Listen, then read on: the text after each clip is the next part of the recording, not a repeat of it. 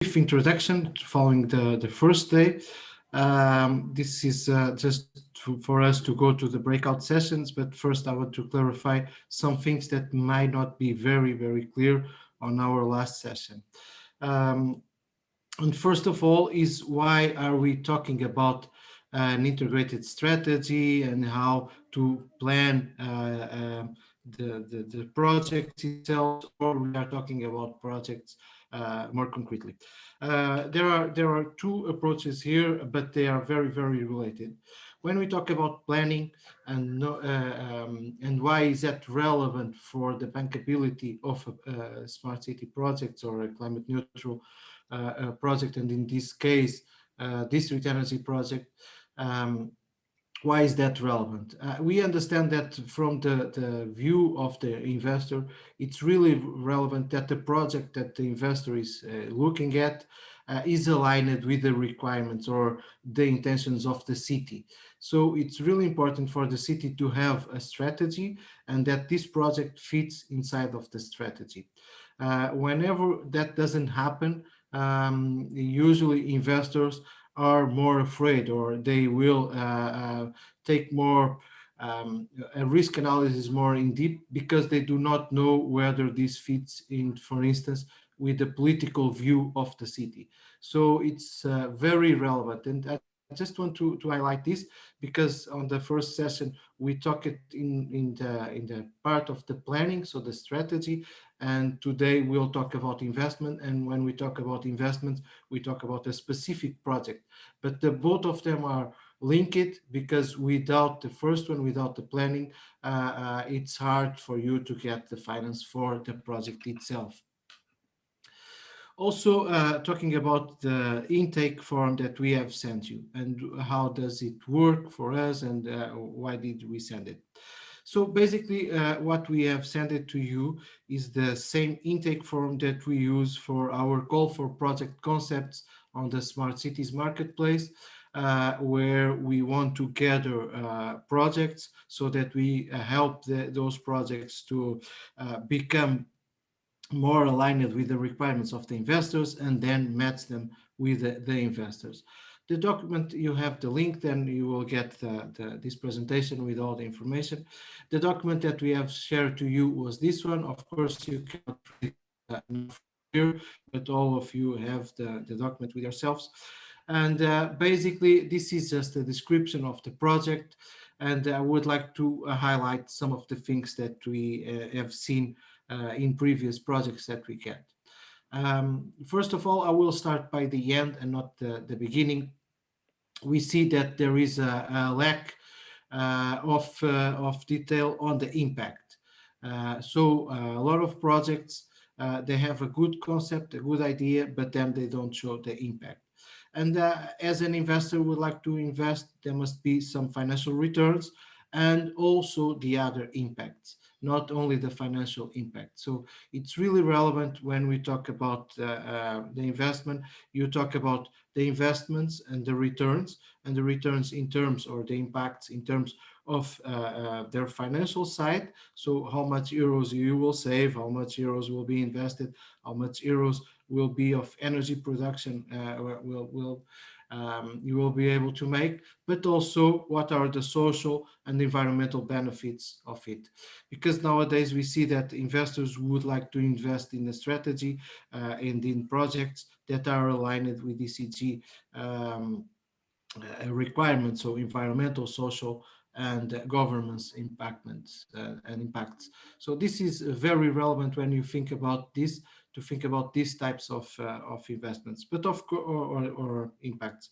But of course, it's really relevant for you to see whether there is a business case there, and if the cash flows are enough for paying for this investment.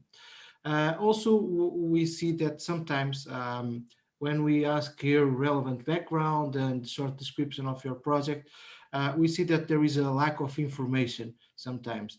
So we would recommend you, whenever you try to fill these types of forms, our form or other forms, to be very concise, but provide the most accurate information and the most amount of information that you have, because it's really relevant for an investor to understand what is about the investment, what are the links, who is involved, what you will do, what were the studies that you have done previously, what is the outcomes of that studies, how your strategy is aligned. So all of those things must be here.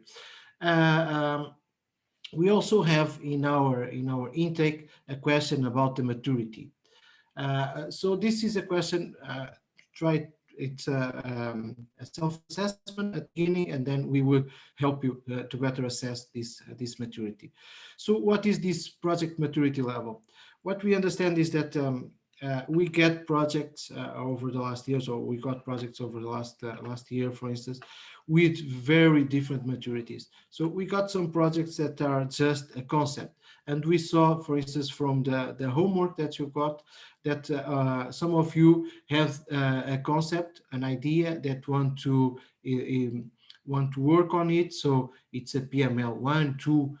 So it's a low PML. So it's where you have an idea that you want to build on.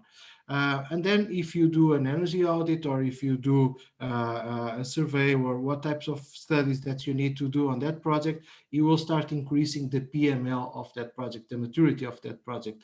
If you have the investment already, you know what type of investment you are looking for, what are the business models that you will be working on. So that's a PML 3. And moving on until PML 6, where you have everything ready to launch the tender, a public or private tender, but you have all the requirements that you need. Of course, it's tricky to say whether it's a PML 3 or 4, because there is no border, concrete border here. So it's really about what you have, the information that you have, and what better fits here. And this is just to help you to move step by step. These steps are not if you look to the 6 steps of the guidance package that we have sent you, these are not connected, but this is one of the steps of the guidance. But they are linked in the way that if you fulfill, for instance, if you are on a PML 6, you have everything ready regarding your specific project. So be aware that this is for projects, and the Smart City Guidance Package is for the planification for all the city. So this is more concrete for one specific project.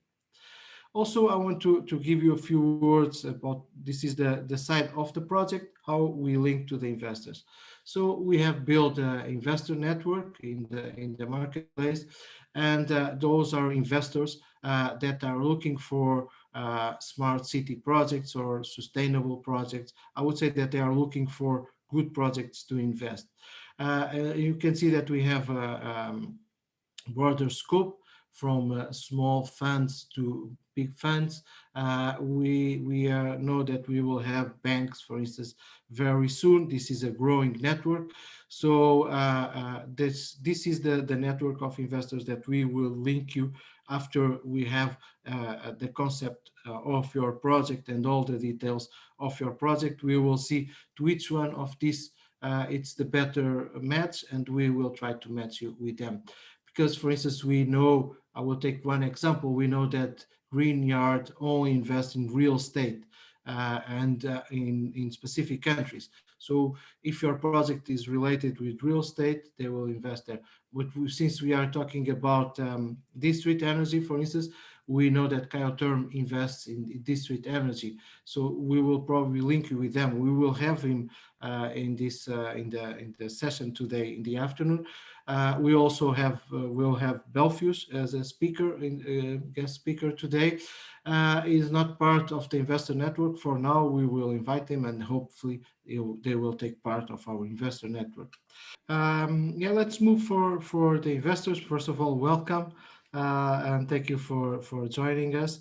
So giving you a bit of background. So on this masterclass, you see that we do not have a huge masterclass, but the idea was to have some time to discuss individually. So what we will ask you is to do your presentation, and then we will have a Q&A.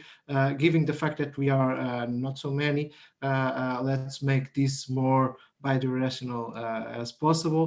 So I would ask everyone that is attending to make some questions. I already have some questions for you, but I would not like to use them. I would prefer to see the other members of this call doing it. But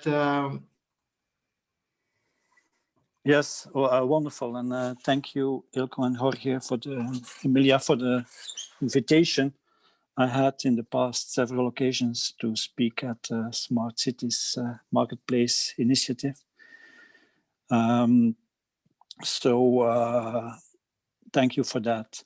I want to speak to you, and maybe to understand that well, I will have built my presentation about Belfius as a potential investor.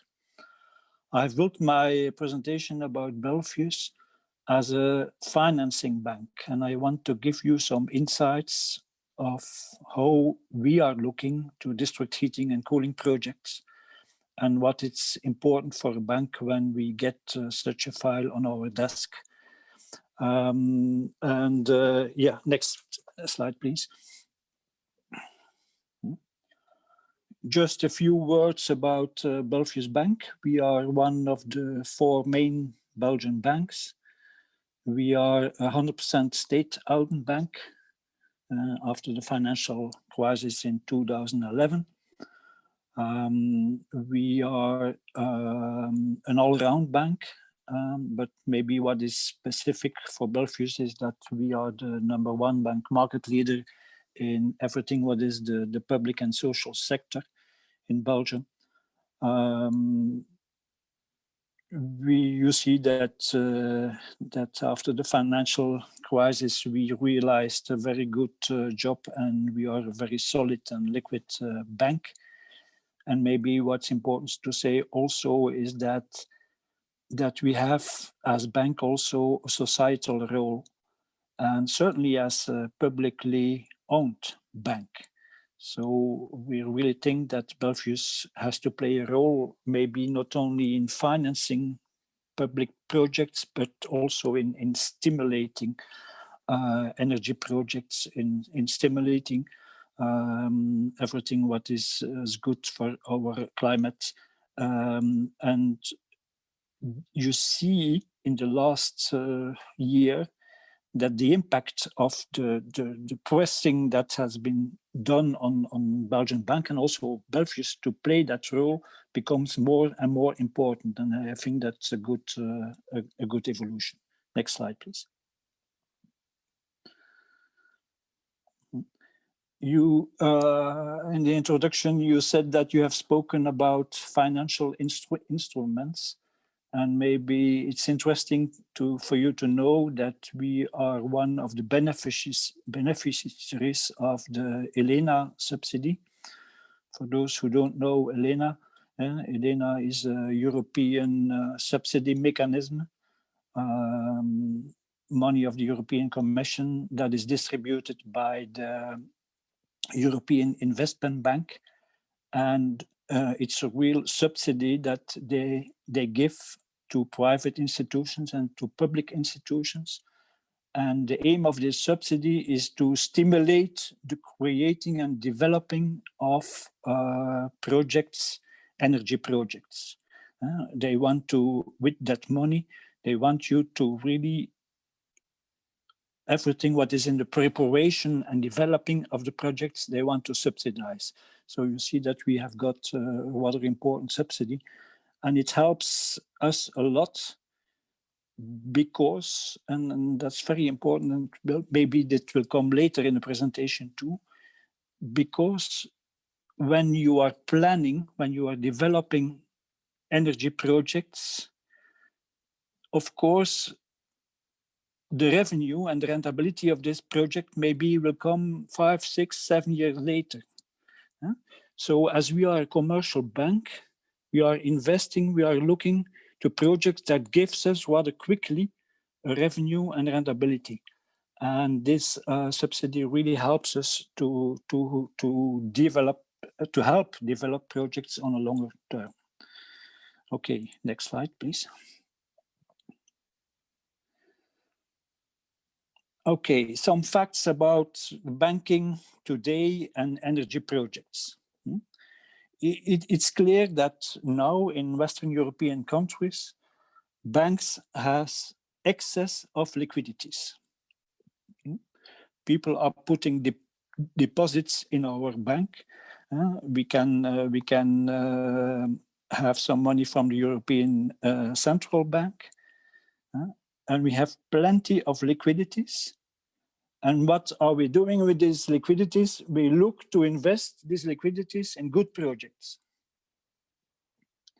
Because at the end of the day, all deposits that don't have been used in good projects, we have to put them in the European Central Bank, and we have to pay 50 basis points to put our deposits there.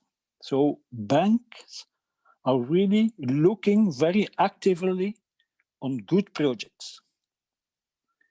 You also know that money is it's almost free now. In Belgium, we have a very big competition between banks, and projects finance is done in Belgium even for 20 years. Projects you see interest rates of 1 to 2%. So I think it's almost free.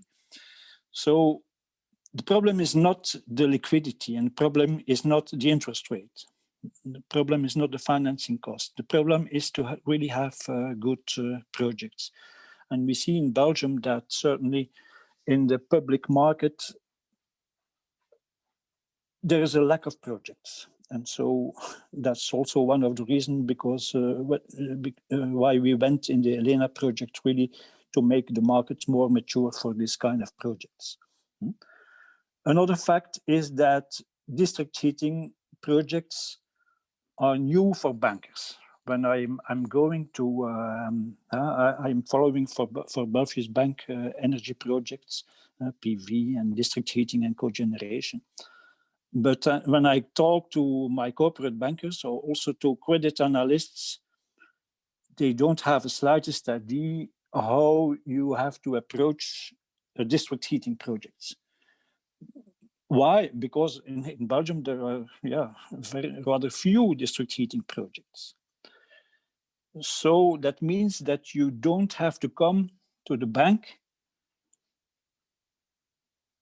with very complicated explanation about engineering and technical aspects. You have to come to the bank with a very simple story of what you want to do and how you want to do, in what money you want to do. But really engineering questions, that's not for us. And secondly, that means also that we are looking to this kind of projects as it is another project finance project. We won't look to this totally different as we see a cogeneration project or we see a PV project. We will use our project finance approach for this kind of projects. Very important is, what is the scale of the project? Is it a little project of 1 million euro, or is it a big project of 10 million euro? Makes a lot of difference in the approach. I don't want to treat the other aspects because it will take too long, and I want to come to some practical aspects of approach. So you can go to the next slide. Yeah. Thank you. Maybe it's very important for you to know the difference between a project finance approach and a corporate finance approach. When the project has a sponsor, and this sponsor is also having the financial responsibility of the project, we speak about a corporate finance approach. I give you an example. Imagine that the city of Antwerp comes to us and they ask us for financing of 10 million euro for a district heating project. Then we will look to the solvability and the liquidity of the city of Antwerp. And as these are very good in Belgium, we want to have a very strong look to the project itself. Why is that? Because we say, look, if the project should go badly, then we still will be reimbursed by other sources of revenue of the city of Antwerp. So in a corporate finance approach, banks are not, we are looking to the project, but we are not very strictly and rigorously looking to the project. That's totally different in a project finance approach. In a project finance approach, that means that only the revenues of the project are responsible for the reimbursements of the financing. That means that we only have the project and the revenues of this project that we can come back to. And that makes a totally different approach. And you will understand that is in this project finance approach, we will have a lot more, the project will be looked at very much in detail. And that's some things I want to discuss with you now. And it's clear, and I have put this on the back of the slide, banks don't like risk and uncertainty. You really have to know what is the role of a bank. We are taking deposits from our customers, short-time deposits, and we are trying to put the short-time deposits in long-term actives, in long-term investments.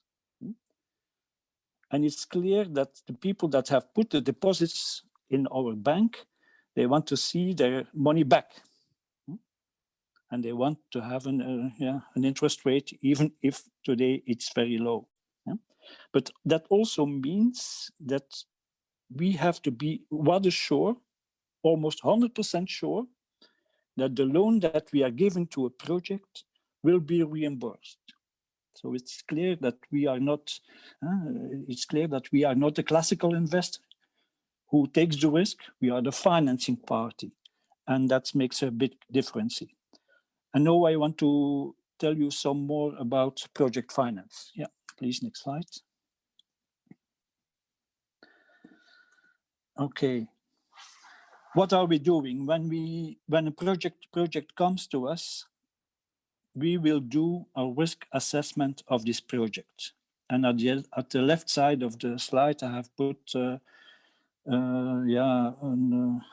lot of different risks that we will look at.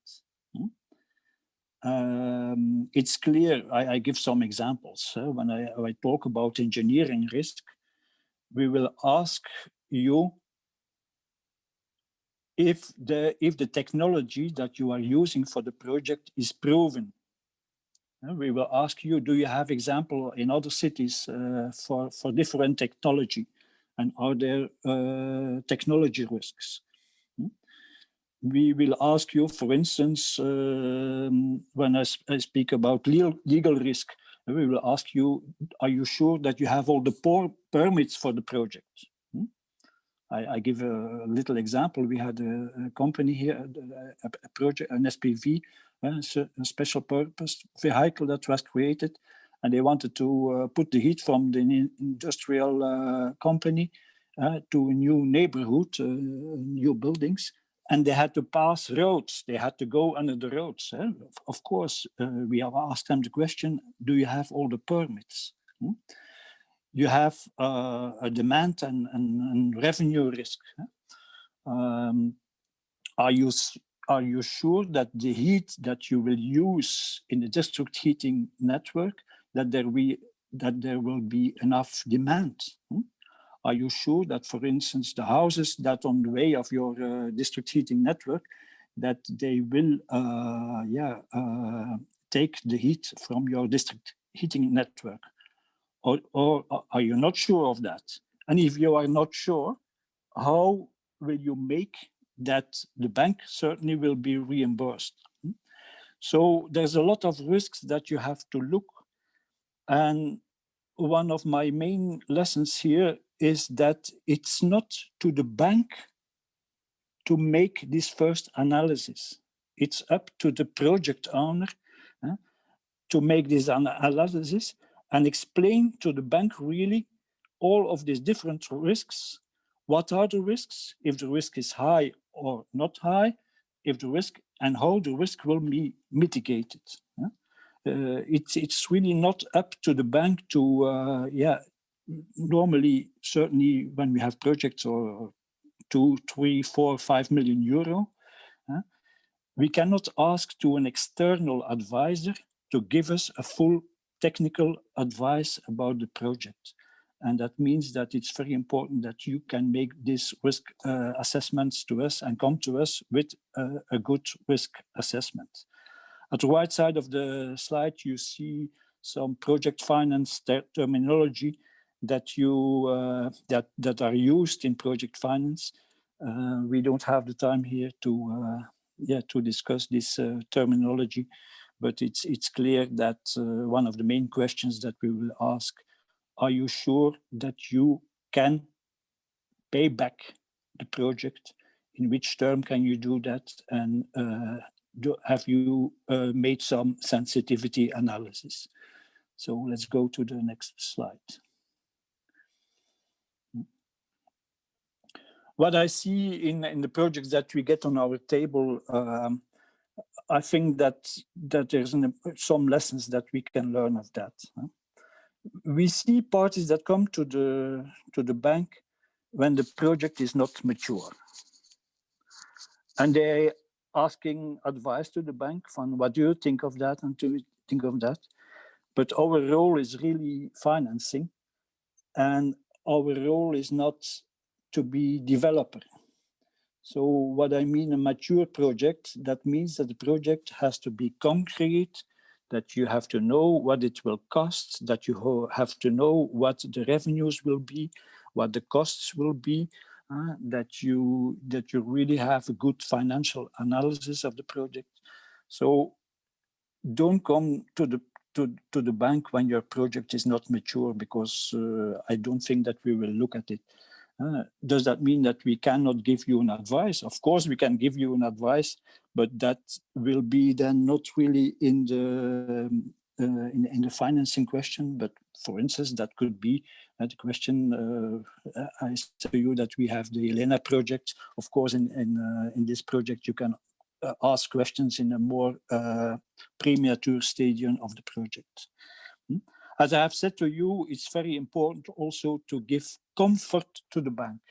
Why? Because we are not a specialist in every technology about energy. Come to us really with a complete file, give a good description of the project, of the risks and how to mitigate them, and come to us with a well-prepared business plan, also financial plan. What we like to see is also that you develop really worst case scenarios. In the worst, if you haven't done it, we will do it, or we will ask you to do it, because it's very important. We, as I've said to you, we don't like too much risks, and it's up to you to tell us what could reasonably go badly. And for this, a worst case scenario is a good scenario. It's very important also for a bank to know what are the incentives or the subsidies from the government or other parties. Can we have outside of the project some external guarantees from the European investment funds, for instance, or for regional guarantees? Can the study costs be subsidized in these projects? So it's really very important that you come to the bank with a mature project that is well developed and that you really have a concrete project. Please, next slide. Recently, 2 months ago, we got a project, and the client, the sponsor, he sent to me really 20 different documents, Excel tables about financing, and I had to work through all these documents, but there was really no document. I had to read for hours, and after this hours reading, I said, look, it's not to me to make the puzzle here, and to read for some hours to have a clear view on the project. And I went back to him and I said, look, make me a document or 6 or maybe maximum 10 pages in which give you a really short description of the project, and in which you give a clear who are the sponsors of the project, have they experience in the projects, what is the status of the project. Give me in this note the basis for the financial analysis. How much will cost the project? What will be the revenues? What will be the costs? Give me a cash flow analysis and the business case. Make the risk analysis, as I've said before. And then finally, when we know that, you also have to ask to the bank, what do you really want? Do you need a long-term loan on a maturity of 20 years? Do you need short-term financing about the project because you are attending some subsidy or an incentive? And then all the other stuff you can put in attachments. Maybe in the first phase we won't read that. So what we really need is that we have a mature project and a clear description, not too technical, but clear about the essential parts of the project for the bank. Okay, you can go to the next slide. Yeah, here you see an example of what we have financed. This is a very nice district heating project in the city of Ostend. They are bringing their heat from 2 incineral waste plants to the city. They have some, the project was interesting because they had, from the beginning, they could deliver the heat to the hospital and also so to some multinational companies. So the project was interesting because the heat was not at a high price because it was heat from the incineral plant. They had already from the beginning a pair of good institutions that took the heat, and they also, and it's also important, they got a very important incentive of the Flemish government.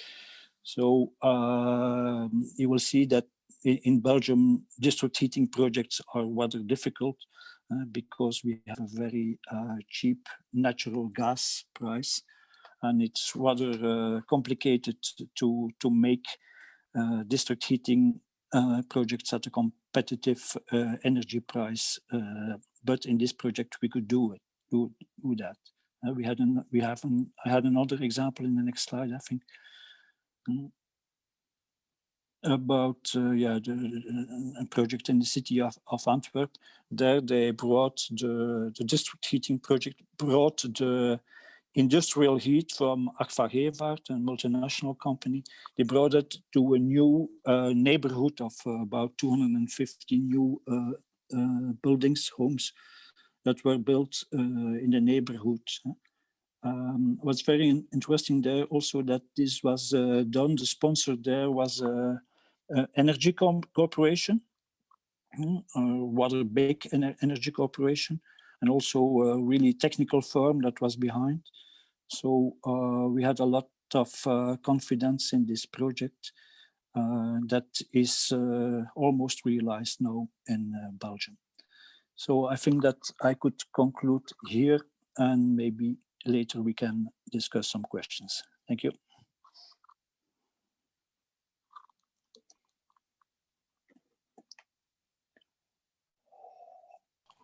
Thank you very much. Great presentation. Really, really interesting presentation. Now, Remy, the floor is yours, and then we will have the Q&A. I would suggest everyone to keep their questions, and we do it at the end. Thank you. Okay. Yes, hi everyone. I hope you can see my screen. So I'm working for KAI-Firm, which is an investment company which is dedicated. We are not seeing the presentation mode. We are seeing the PowerPoint.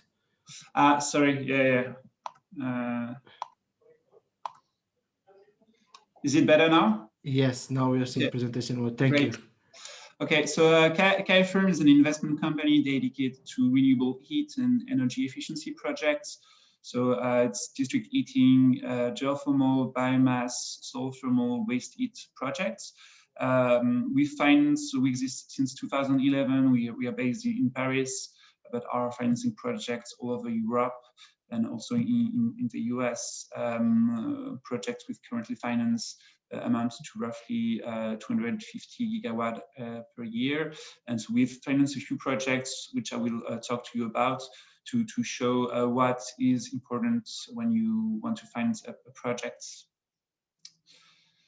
So first, a quick point on heat networks versus fossil fuel solutions. So we all strive to implement these heat networks projects because they allow to reduce CO2 emissions, but they have also other advantages, which is that in a lot of cases, they allow to have a lower operational cost. If you take, for example, waste heat projects, it significantly reduces your operational costs, and also allows you to have a long-term predictability of costs. But if you, of course, look at the current rate of project development, it's not that good, which is often because, as Horst said, if you have cheap natural gas, it can be easier to just implement some gas boilers, which cost less to build and which are also far less complex. And if you look at the targets in terms of what has to be done to respect the greenhouse gas reduction emissions, and if you want to reduce by roughly 80 or 90% greenhouse gases emissions in the EU by 2050, the rate of investment in district heating network will have to increase a lot.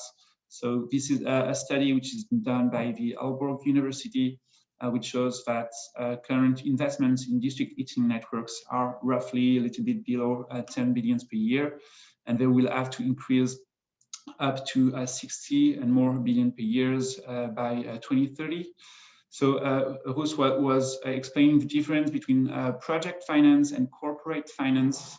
When you see the amount of investments that will have to be done in district heating networks, it clearly shows that end users or cities will not be able to finance for all those projects by themselves, but they will also have to work with third parties which are able to direct the liquidities you can find in the market on these projects. So this is why it's interesting for municipalities and cities to know what financing options they have, and I will naturally present you how you can work with investors on a district heating network project. So not only does a city or end users, a lot of them require to work with third-party investors, but working with third-party investors can also really help implement, I would say, on a massive scale, district heating network projects. Because when you take a district heating network project, it's very capital intensive. It's a huge investment in year one, but then costs are much lower than, for example, gas boilers. So, for example, if you have an incineration plant and you recover waste heat, project's cost is mainly building the pipe, but then costs are much lower. And if you achieve to reducing the cost of financing, you can have a huge impact on the cost of energy. So we have a rough ballpark figure, which is if you reduce the IRR expectations, which is what the project owner will expect from the project on financial perspective, we can decrease the LCOE, the leverage cost of energy, by 10%. So it can be really substantial. And so this is why I'd say involving a specialist of financing in the district heating network project can really make it also a cost competitive. So if you want to also make a project really cost competitive, what is important will be to have a good risk allocation of a project. It's important to know which actor can assume which kind of risk, and deduct from that what would be the contractual structure which would be best adapted to your project. So that's what we're going to talk in this second part. And for example, your specific project, try to understand what would be the best suited contractual structure. So here I've outlined a really simplified risk matrix. So outlining what are the main risks on district heating network projects, and who are the main stakeholders, and who can assume these risks. So in any project, you always have design and construction risk. And so that's typically a risk that the EPC contractor would assume. But there's always, in any contractual relations, there can be some liability caps or some interface risk between different projects. So the project owner will anyway always still bear a residual risk on this. Technical performance is the same. When you have a district heating project, you always have an operator which is going to make the long-term operation of the project, and which will assume this risk if there is a decrease of the performance of the installations. In terms of district heating network, the number of connections, meaning how many buildings will actually connect to the district heating network, is also a substantial risk, one which is assumed by the project owner, and if there is a third-party investor, which is a risk that can be assumed by the investor. And there can be the operator can also be a little bit incentivized on this, but the main risk will still be borne by the project owner. In respect of at least a city, there's one risk that cities, I would say, are able to assume, which is the land rights, meaning making sure that this part of the land is available to build and operate the district heating network. So I've tried to outline this, a few contractual structures that any city could implement in order to finance and implement its district heating network project. So I'm not saying these are the only contractual structures you can find, but I'd say these are the main we have encountered. They range from, on the left, let's say, the kind of structure where a city will take not a lot of risk, but will have a little bit less of control on the project. And when you go to the far right, to the PipeCo contractual structure, the city will have more control of the project, but will also assume more risks. So going to the first contractual structure a city could implement in order to implement a district heating network project is a concession agreement. So it's roughly an agreement where a consortium of investors, energy service companies, which will assume the construction and operation of a project, set up a company dedicated to the project and will contract directly with all the energy end users in order to supply heat to these end users. And the contractual arrangement between the city council and this consortium will be a concession agreement whereby the city will be able to control a few of the aspects, such as, for example, the tariffs which will be charged to the energy end users.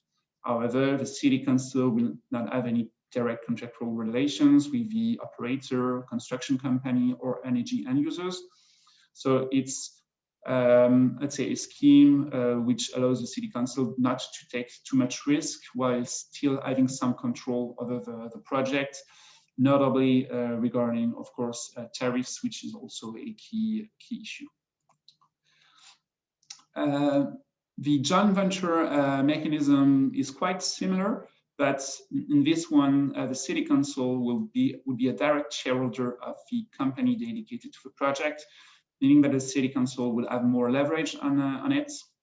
And I would say the main topics of the project would be addressed in a shareholder agreement between the investor and the city council, who would be both shareholders of the company dedicated to the project. And the third structure we encounter, which is more relevant when you have a pure district heating network project, I mean, without the production part, is the pipeco company. In this contractual structure, the city council has direct heat supply agreements with the energy end users. So I would say the city really has its hand in the project. And the investor and construction company will indeed build the district heating network, which will be owned by what we can call a pipe company, which will merely be leasing the installation to the city council, be paid a fixed fee, and then city council can supply heat to the different energy end users. So you can see that in this scheme, the city council would have much more leverage, much more control on the project. Of course, if some risks materialize, it also means more risk for the city council. So this is, I understand this is quite theoretical. So I've tried to also present some projects with finance at KFIRM, so it can be a little bit more concrete. So perhaps just to begin, a few words on KFIRM. So we're based in Paris, and we are, as I said, dedicated to financing thermal, renewable energy projects and energy efficiency projects. So we always work hand in hand with energy service companies, city council, EPC contractors. So we are not the developer, we are not, let's say, at the beginning of a project, but to refer to what Rust said, we arrive before the banks in the project because we are able to participate in building, let's say, the business case.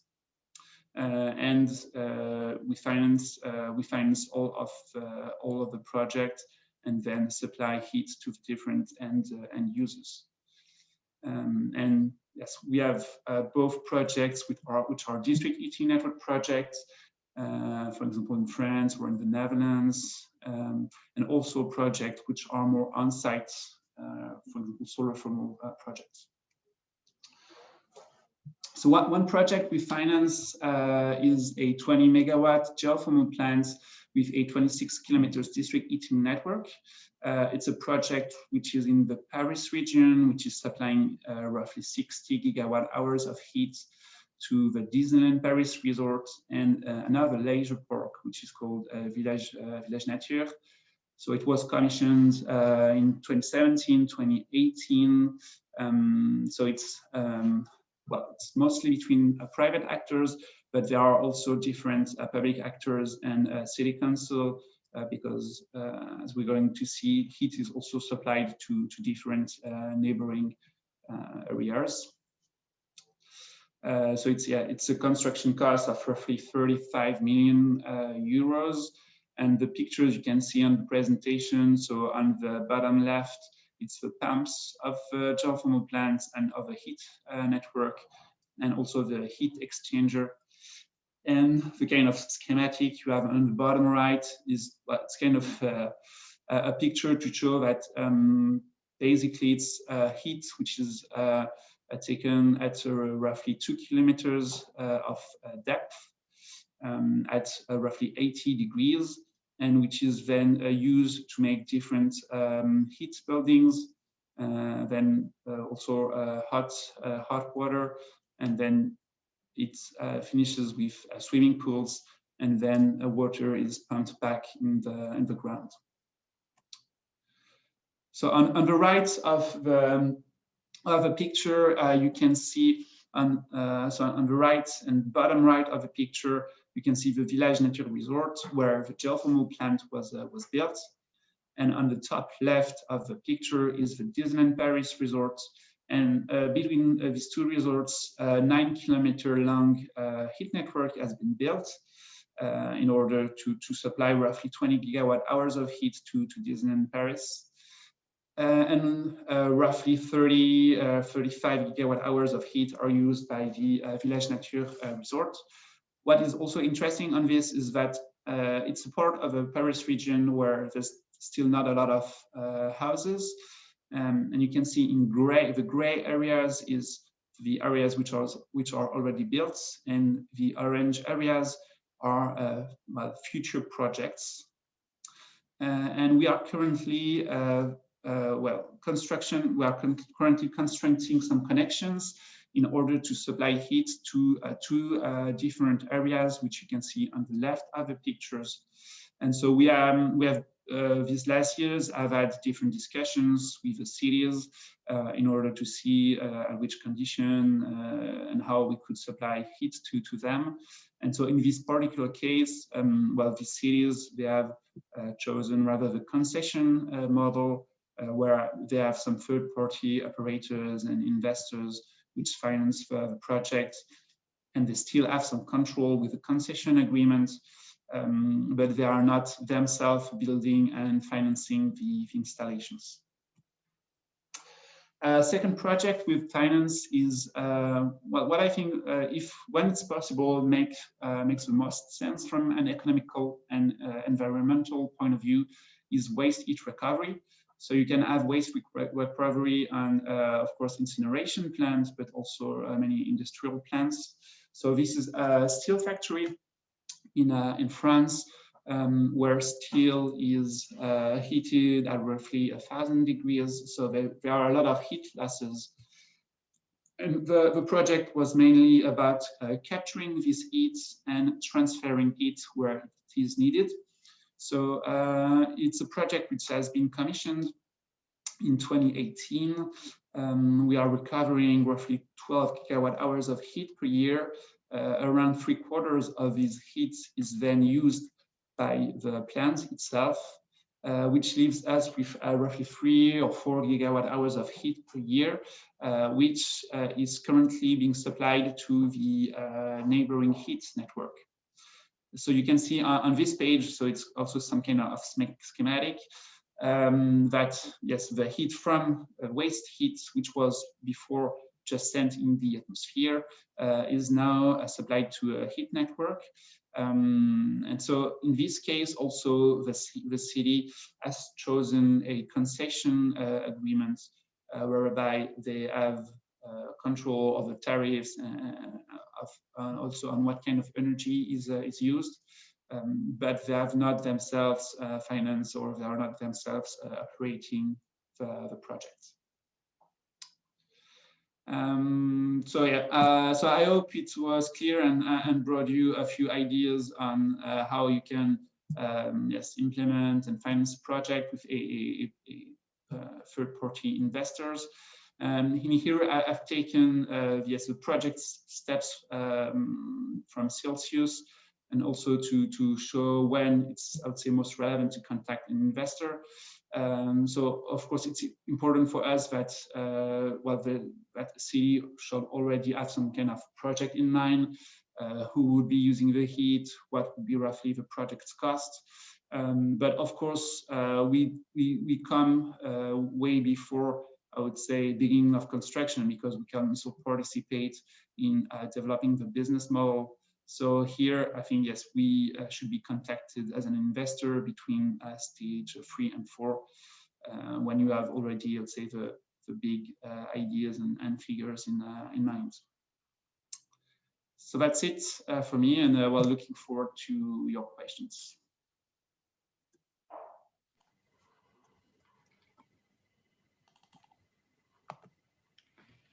Thank you very much.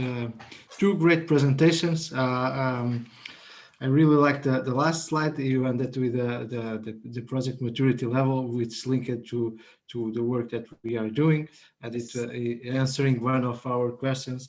And although we have seen two different presentations from different types of investors, a commercial bank and a fund, it was really nice to see the links between them and where you come together, and the difference, especially the difference. So now I give the floor to everyone for your questions. I would welcome you to just open the microphone and the camera and send your questions.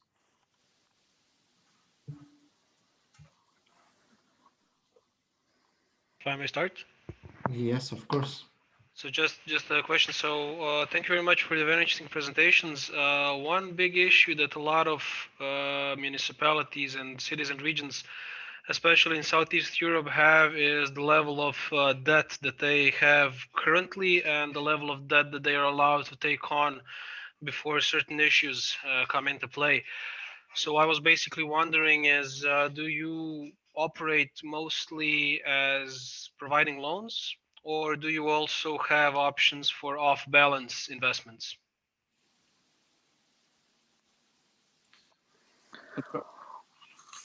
Yes, you want to answer this question. I think it's when the city is shareholder of the SPV, it will be very, very difficult to construct an off-balance debt for this SPV. So, of course, in Belgium we have the same problem with our cities. Europe was rather strict. Maybe it will become a little less strict in the future, but it was very strict. And when a potential solution could be that the city of the region is only a shareholder for instance, 20%, and then it should not consolidate, I think, the debt of the SPV. But when the city is a major shareholder, I think it's not possible at all to construct an off-balance financing. I don't know, Remy, what you think of that. Yes, and that's why what we propose with either the concession agreements or a joint venture agreement where the city can be a minority shareholder, but still with the shareholder agreement have many rights to control the project. Well, this allows the city to have enough balance sheet projects. I'm not sure also, Tomislav, that the city really has to be the sponsor and the major shareholder of such a project. I think it's much more reasonable that the city is a sort of facilitator in the project for the land rights, as Remy said, but only for to facilitate and to stimulate the project on their citizens. But I'm not sure that the city is too well placed to own the project and to really manage the project itself. That's my personal belief. Because there are investors that are specialized or sponsors that are specialized in that. I think it's a better option, but no, I understand that point, but the issue is that especially when we talk about district heating, again, Southeast Europe, but I think this is also an issue across Europe. These companies are either city-owned or national. So leaving this project to a private investor is very often not a choice, either legally or simply the owners don't want to relinquish control. So in these cases, something like a public-private partnership, I think, is the only way to go around the issues of debt levels, or some form of finance as a service where basically the city doesn't, or public company, whatever, doesn't take on debt but pays a fee that's not debt, even though it actually is. So I don't know if something like that is potentially an option for either form of investment that you have presented. I think that PPS is certainly public-private ownership is certainly an option. But again, when you want to have a PPS project off balance, that means that almost all the risks have to be on the private part. So again, then you can say, okay, it is a public-private partnership, but the risks are anyway taken by the private owner. So I don't think that's really a good solution, but that's a possibility.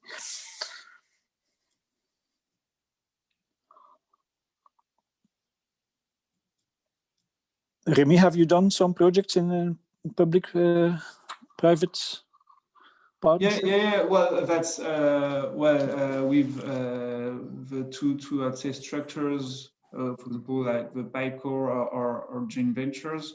Well, there are ways to allocate the risks.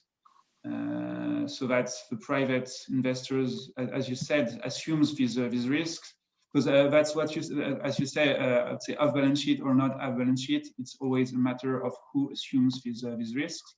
And this, well, let's say our philosophy when we invest in a project is to be able to assume a major share of this risk, so as not to leave the city with too much of these risks. And if the city doesn't have too much risks, it means that it's some off balance sheet. It can be well, yes, evaluated as an off balance sheet project. Okay. Thank you. Tomislav, is that okay? Yes, thank you. Okay, I see, Magnus, you are trying to make some questions through the chat. Do you want to do it, open the camera and do it yourself, or? Yes, hello. Thank you very much for very good presentations. I have hundreds of questions, but I'll start from one. It's very hard where you come from the innovation side. It's super interesting to listen to what you explain, Jost and Remy. I just have a question. I mean, district heating and cooling projects are usually quite unique, or they're not standardized anyway. But I wonder if, have you, from your side, looked into different standardizations of district heating, district cooling investments to sort of enhance the speed to get the investment going, or just yeah. What we see at least is that when we work with one partner, for example, energy service company, or it's always easier to then replicate and make a second project. So yeah, as you said, that's perhaps a big difference between district heating networks and photovoltaics. For example, it's hard to standardize, but we think that the more these projects will be developed, the more there will be some standardized contracts. The more banks will be used to seeing these projects. So I really think we will not achieve the level of standardization of PV, of course, but I think it's something that will grow with time. Thank you. I think, Magnus, maybe that's not a direct answer to your question, but what I think personally about the project, that technology is not the biggest risk in this kind of projects. Certainly not when you are using waste heat.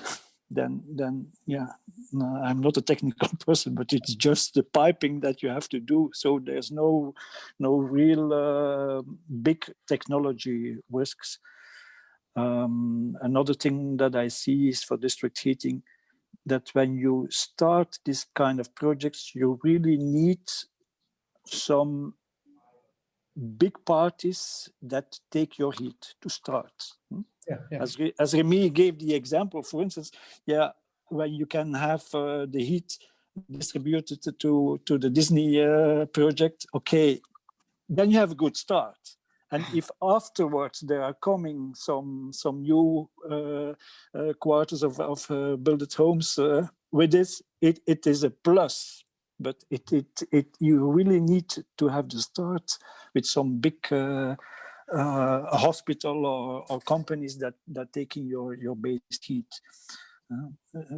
In Belgium, I don't know how it is in your country, but in Belgium, we cannot oblige private house owners to connect to the district heating system, except if they are new homes and if there are no other system of heating than that they have.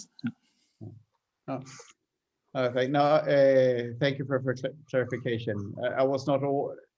I agree. I was not on the technical side. I mean, I'm from Sweden, so it's very different here than in southern part of Europe when it comes to rules and regulation. I had one more question. Am I allowed to take that one? Yeah. Yes. All right. I'm just curious, does the sustainable investment framework affect your investment strategies at all? Or just, it's been popping up in the news for a while, and I guess you've been on it for a long, long time. I mean, what EIB is doing, how they change their investment strategies, does it have any rippling effect on your organizations at all? Could you just repeat? They're developing a sustainable financing framework, Yes. EIB, with a lot of other global actors. And I just wonder, does that affect your organizations at all? Do you need to have more work, or is it just no ripple effect at all? Just a curious question.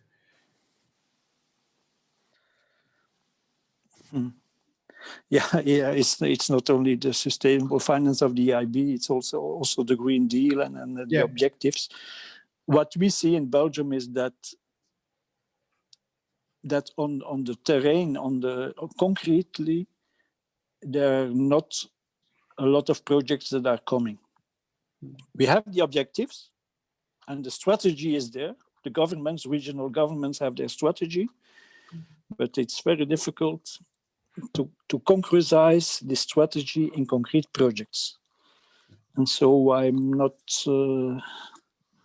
very confident that Belgium, for instance, will reach its ambitious objectives.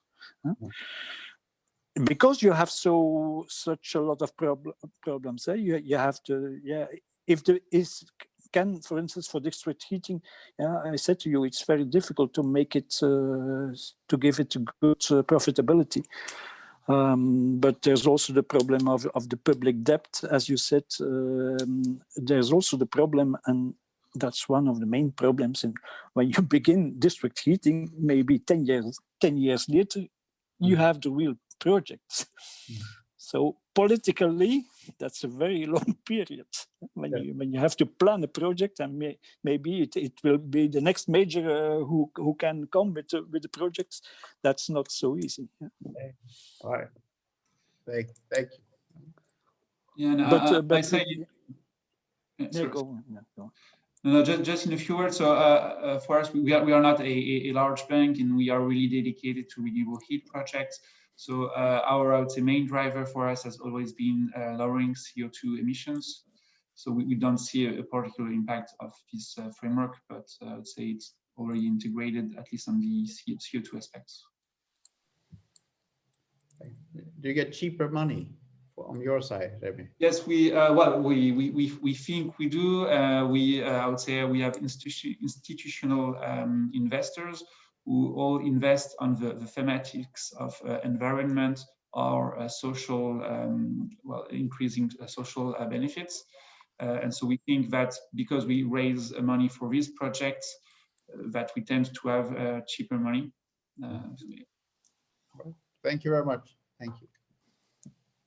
Okay, if I might, before going to John with the question that he had, on the standardization, Magnus, I was involved in the project that tried to standardize the way that district energy were developed, the studies and everything, and we come to the conclusion that it was really hard when compared, for instance, with the energy efficiency project on industry. It's easier to do when it compares to energy efficiency in the industry, because it's a lot about new developments. So it was a bit tricky for us to do that. Standardization in district energy was not easy to work on the development side, I would say. But then we can exchange some information. I've sent you the link, but I can try to send you more. Okay, John, do you want to make this question with the open microphone, or do you want me to do it? Yeah, I can. Okay, thank you. Ask questions.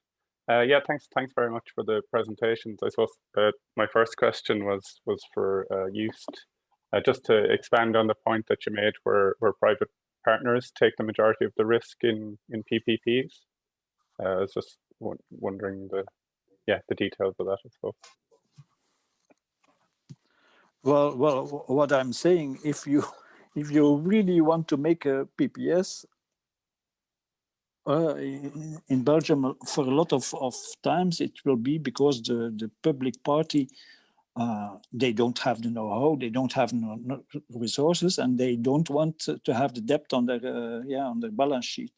So then it's evident that you have to look for a private partner. And I also think that private partners, who are specialized in it, that's a better guarantee on the success of the project, I think. I don't think that, I cannot imagine that maybe in the northern countries, I don't know, but certainly in Belgium not. We don't have a lot of know-how in the cities about this kind of project. So I really think it's better that the risk is taken and also the development of the project and the shareholdership is taken by a private party. But great, thanks. And but to help you, it should be far more easier for us, for Belfius, to finance projects when the cities should be main shareholders of the project. Okay. But I'm not sure that it will be better for the project. Thanks very much. And I just had a second question as well. I was curious what sort of hurdle rates you look for typically in your district heating projects. And I know that some of the projects you looked at there, they were looked at over a 25-year lifespan. Would there be any potential to increase the kind of term looked at, given that district heating networks generally last for 50 or 100 years? Yeah, what I see in our bank, we don't like too much projects with a maturity, loans with a maturity over 20 years. So it is really important, I think, that maturity should be 20 years or less. But as I've said to you about the interest rates, we are in a very competitive project. We have lost a project last month where we had quoted, I think, 165. It was on a 10 years maturity. And there was another bank who did it at a far better interest rate. So when I say interest rates, financing interest rates for good projects, also for 20 years can be lower than 2% in Belgium. On our side, so I would be really talking about the hurdle rates. I would say from the total project view, not just the banking view, of course. It's quite large because you have some project where there's a lot of backing from the city. The technology is really, I would say, simple, and we can have total hurdle rates north of 3%. And it can increase up to 6, 7, 8 if there are a lot of risks on the project. And in terms of contract duration, for example, the Disneyland Paris project I showed you as a 25 years duration. We can look a little bit above that, but it's true that the longer it is, the more risks there are. So we can look a little bit higher than 25, but it can be a little bit, it can be difficult to go up to 50.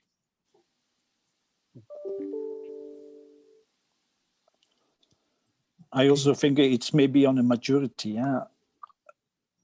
When you go over 20 years, imagine we have here some projects, as I told you, about incineral waste plants. It's very difficult to know within 15 years, will the incineral waste plants still be there? Or for maybe that they won't have a permit anymore then, or maybe that we won't have any waste. Let's hope for that. So maybe there will be new technology that brings heat on a totally other way and a far more less expensive way. So it's not because your system is there for 100 years that we can also finance this on a very long maturity. Really, that's the reason why 20 years for us is a real maximum, I think. Thanks very much. Okay, thank you. I don't know if anyone has any other question. I would like to make you a question for both of you. It's a type of tricky question, but let's just to see. If you had to give us 2 advices on risk management, how to lower the risk so that you could invest on a project from your side, that could range from the technology risk to the financial risk to the counterparty risk, whatever risk you consider. But what would be, from your experience, from the projects that you have been involved in, 2 good strategies or good ideas for district energy projects so that they can lower their risk? I bet that some of the risks are common to any kind of projects, but just a kind of open question, but would be 2 lessons learned from your experience, and what would you recommend? At least, I don't know that there is no solutions one size fits all, but at least what are the problems so that we have to think about it when we develop projects? I would say when it comes to district heating networks, as Jus said, it's always good to have, I would say, a base scenario, which perhaps we would not have based the investment on that, but which it's kind of a worst case scenario with a minimum consumption and connections to the network. And often you see that district heating networks that are implemented have commitments from at least a few public buildings, so the swimming pool, the city hall, so which makes it sure that you have at least perhaps 50–60% of the megawatt hours you wanted to sell. And then you're going to try to commercialize and get other buildings to offtake it, but at least you are sure that you get these public buildings. So that would be point 1. And point 2, I would say I've mentioned land securitization in my presentation because it's not, I'd say, small points. In cities which are quite dense, and if it's not properly done, and the city has a great role in that, it can lead to huge delays of the project. Yeah, if I may give, I should say maybe what's important for us, take aboard an experienced partner. We are not, when we look into a project, it's very important that you can say, look, we have experience in such kind of projects. If there's a totally new party that don't has experience in it, then it will become very difficult. So an experienced partner is very different. Also to have the confidence of the bank, and then as we said, as I said too, some big companies or institutions that take your heat. That's really very important to have a solid basis on the project. I think that, for instance, if I well understood, on Friday you had an explanation of the city of Eeklo in Belgium. And maybe they have told you they have also rather big ambition to put on the table district heating network from the waste incineration plant to the city.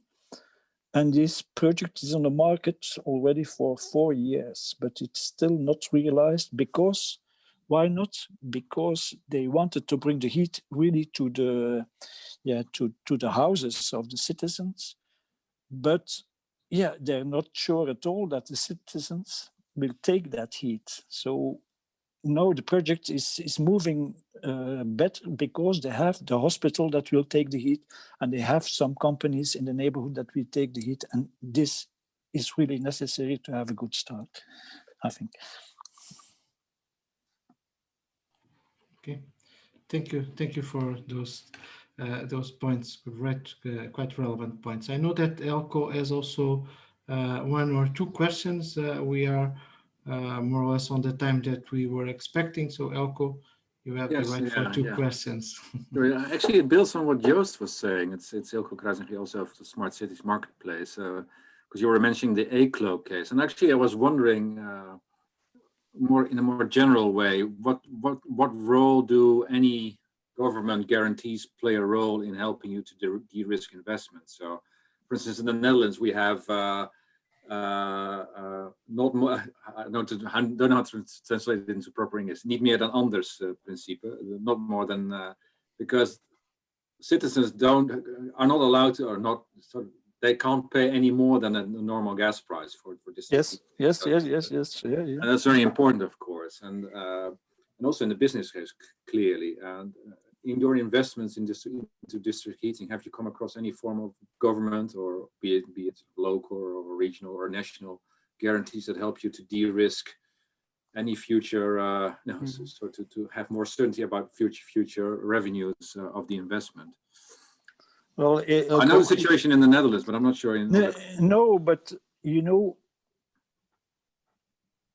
first of all, the project has to be good. If you are not sure that there's a very almost 100% chance to be reimbursed, government guarantee won't change anything in our decision. So I think in district heating, I think that, for instance, subsidies are far more important than the government subsidies, who could lower the amount that has to be reimbursed to the bank. But we see in Belgium, for instance, a lot of projects, they have 1/3 of subsidies, 1/3 of bank financing, and 1/3 of equity or semi-equity. So if the project on itself is not really good, the guarantee will. But we don't see a lot of guarantees. Yeah. Okay. Well, I have one specific that comes to mind. It's in France about geothermal projects, a deep geothermal project, because when you dig 2 kilometers deep, you can always have some issues. There is a public state insurance that says that if you don't get the flow rate or temperature you were expecting, you get, I don't know if it's 80 or 70% of your well, which is reimbursed. So that for our project, that was really important for us and also for the banks, because thanks to that guarantee, banks were also able to lend before construction, which makes the difference. Yeah, it's also a related question maybe is also, what role does any technical due diligence play? Or if you have a project, do people have to, in their dossier, Joost was saying, okay, put things on my desk, but does that require, okay, some sort of third-party assessment that helps you to assess the project in itself? Or do you just believe the blue eyes of the project developer, let's say? Well, Ilko, you know, if you have a project of 35 million, as Remy said, of course that the banks will say, we want to have a technical advisor who gives a good report and has a sort of technical due diligence. But that costs a lot of money. If we have a project of 5 million and there's a question to finance 1.7 million euro, then it's very difficult to ask for a legal advisor and a technical advisor and a quantity advisor and yeah, then you don't have the resources to have this project. So that means that for bigger projects, it's clear that you need that. You will need that. For smaller projects, this has to be replaced with experience and with better quality of project, I think. Remy. Yeah, it's true that we try to also finance projects which will not allow to have too many also audits, as you said. So at least we try to make in-house as much due diligence as possible. But it's true that well, on some specific points, such as technical, if you want to have a bank along with you, you will need on the technical side at least to have a technical due diligence report in most cases. Thank you. George, I can see that John has another. Yes, John, do you want to? Yeah, sorry. Yeah, just one final question, I suppose. Yeah, in terms of proof of demand connecting to the network, what would you kind of see as being required as part of the investment document? You know, would it be all right to append, I suppose, a city regulation that requires mandatory connection within certain zones, or are you looking for, you know, letters of intent from individual customers as sort of proof of demand being connected? I know that, for example, in France, you can have this kind of policy, but it's for new buildings and not existing buildings. So I don't know if you're referring to new or existing buildings, but yes, if it's newer, sorry. Yeah, well, what we see is that when you have this kind of policy, it's of course a good point, but constructions tend to always be longer than expected. So yes, you always need to secure at least part of the heat offtake. Process can begin with letters of intent, but at one point, yes, we also need, in order to, let's say, push on the button, to have some firm contracts signed. Yeah, I have the same answer. For instance, we got a demand for a district heating network from a company who had waste heat, and they should bring it to a new quarter of 400 houses. There the risk for the bank was, imagine that these new houses, 400 houses, won't be built because maybe the sale will not go very quickly. So that made this kind of risk. Yeah, it was a development over 3, 4, 5 years. This kind of risk makes that we will be a little more critical at the beginning, I think. Yeah. So you really need a good basis at the beginning, or sort of guarantee of the sponsors that if the sale is not going very well, that they will intervene. Yeah. Great, thanks. Okay, since we are reaching the time, just a last message from both of you, and that's it. Remy, do you want to start? I don't know. Well, that's I think, as Drew said, I think there is a lot of, I'd say, ways to finance projects, and yes, a lot of stakeholders which are interested in to cities which are interested to develop these projects. So they're very happy. I'm very happy to be able to present today. And I think, yes, perhaps what is lacking is more discussions between actual stakeholders and investors. So yes, I'm happy to discuss further if there are some interesting projects to be financed. Okay, thank you. Yeah, and my message is rather clear. I think it's very important that you come with a good file to the bank, and look for the good support. There also in Belgium, there are also government institutions who can help our clients, for instance, for the studies. There are a lot of also small companies that has the know-how, that has the experience. And I really think that you need to come to us with their support to build a good project. Thank you. Okay, thank you for both messages and for a great presentation. It was really a pleasure to have you, and it was, I think, really relevant because they were complementing what we have been saying and what we were trying to pass the message. So it was really good to have you both. Again, thank you for joining us. And if you want to stay, you can stay, or if you want to leave, you can leave, because now we will talk about homework. I don't think that you will be too much interest on that. So again, thank you for joining, and I hope to see you very soon. Oh. Bye, and thanks for your attention. Yeah, bye. Bye. Okay. So yeah, before I go to the homework, I would just like to share this last slide where we have some supporting material that we would like to recommend you that is aligned with all the conversation, especially from the two keynote speakers.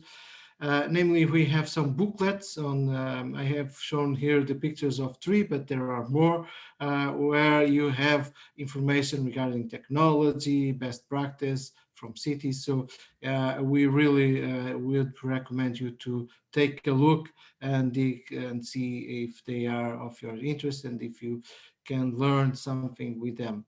Also, we have selected 2 webinars from also the Smart Cities Marketplace that we would like to recommend you to see. The first webinar on due diligence process that is very aligned with what have been said during the call and the 2 presentations, and also the second one on risk assessment. So both of them, you will see that are quite aligned with what have been said. They will give you some more detailed information and some guidance. So I think that these 2 are quite relevant. Heading to these 2, and unfortunately I don't have the links in the slide, but I will add them before sending to you. All the materials that are available on the Celsius web page that are also very relevant for your case, but I did not have it here because I'm pretty sure that you are aware of them more than I am. And now moving to the part that you are all waiting for, the homework. For the homework, there is no one size fits all, as I like to say, homework for everyone.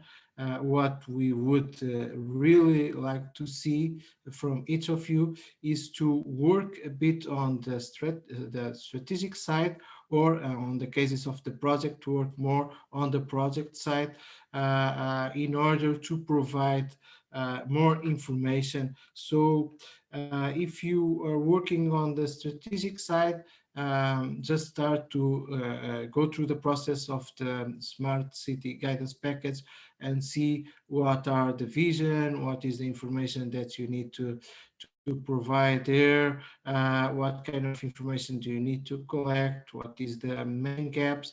So try to put that in a document so that you can work on it, and then we can discuss it on the next session and try to support you on it. Also, if you are thinking about a specific project, just take I would suggest you to go for our project intake, try to fill that information with some details, and then bring it back to us, or send it back to us. In the meantime, since this is not easy, because given the time that we had on this masterclass, so we were not able to put our hands on the job as we would like to, but it's much related with the time and the way that we can manage this time that we have for this masterclass. You can always reach us. You have our contacts, our email contacts, and our phones. So you can easily reach us and say, okay, George, I have a question here. What should I do? How can I address this topic? So everything that you want to know, just drop me a line for me, myself, Elko, Judith, or even for Celsius team, and they will forward to us. So please stay in contact with us. Elko, I don't know if you want to say some words about the homework, or some more ideas. I just want to say that we also have homework, and that is to help you. In particular, for instance, we've been talking to George over in the US. I've promised him to look out for some good examples of, let's say, refurbishment of buildings, and to look especially for the business side of things. So also we are trying to help you. So if you have any specific questions related to your case, we're there to help you to reach. And probably Remy's last slide was the right slide, to reach that sort of that entry ticket to talk to an investor, and that's our role, to reach that level of maturity in your proposal that you are sort of an intelligent conversation partner for an investor. Yeah.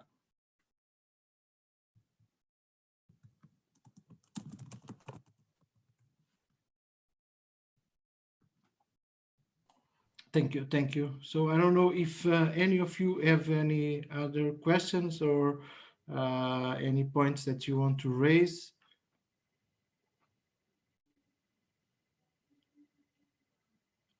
If not, we will end up this session a bit earlier than expected, which is good because then you have more time for the homework. Magnus, do you want to say something? Or? No, I was just ready to wave the off and thank you very much. Sorry, I was too fast. Okay, no worries. So I would just like to invite Georg for 30 seconds goodbye to everyone, because Georg will be kicking off our next session, giving a kind of overview about the landscape of the European Commission on these topics, which is not an easy role to do. But so just a short message from your side, Georg, and just for us to end. Yeah, well, okay. I'll try to keep this 30 seconds, though it might be very difficult, really. Look, I mean, what can I say? I should say maybe at this stage that as you learned today, and as we all will also do in the future, the Smart Cities Marketplace is there to help shaping projects to a stage, as also said by Ilko, which is attractive and seems feasible to investors. That is, at the stage when you start speaking to investors, you know what you're talking about, you know the risk level of what you are preparing, you know what the do's and don'ts are, and so you are well prepared to have a successful deal. That's actually in a nutshell about it, but of course we will continue to do that. There is a bit of a vision going alongside the Smart Cities Marketplace. You might have heard about the mission on climate neutral and smart cities, which has an extremely ambitious goal, namely to transform 100 cities into climate neutral cities by 2030. Now you see, there might still be quite a bit of a job to do for the marketplace, not only for the marketplace, but I do see the marketplace and the colleagues of the marketplace team in a very, very exposed situation and an important role here to actually inform that transition, at least to some extent, to help cities to go about implementing smart solutions, maybe replicating what has already been done, but in a different context, and so on and so forth. So that's a bit the message you always hear from my end, I'm sorry, but with Horizon Europe, with the European Green Deal and all that, we have plenty of opportunities also in the future to really look into that and to make this a working model, to really make smart cities an approach which is broadly and widely accepted and also attractive to essentially everyone. That is not only the businesses, the investors, but also for the citizens, so that you are also able, following a bit the words of the Smart Cities Guidance Package, that you are also able to translate this idea or the vision you have into something which is feasible and very attractive, maybe also to your decision makers and so on. So the Smart Cities Marketplace, I should say, is there to help with all that. And we will also in the future seek opportunities and possibilities to make that even more evident and more easy to access also. So the access to information is a very important issue here. So with that, I know it was way more than 30 seconds, I'm sorry. But with that, I would also offer that, of course, you know, via the marketplace team or even directly, you can reach out, ask questions, whereas I would still strongly recommend that you get in touch with George and Ilko and others on the marketplace, because they can point you directly to the information you need, essentially. And then also stay with us, keep an eye on the newsletter. We are going to have a few more events this year, hopefully also physically then again, which would make for some face-to-face exchanges, and I'm quite looking forward to that, because I'm confined since March, I shall say. So I'm very much looking forward to having nice proper conferences and sessions again, during which we can actually really get in touch and have our discussions. With that, I hope I wish you all the best. Stay healthy and safe. and stay with us. So the next, the third part of the masterclass is about to happen in a week's time, and I'm happy to be there as well. So take care, stay with us, and thank you for attending this masterclass. Thank you. Okay, thank you. And now it's the time to wave to everyone. So thank you all.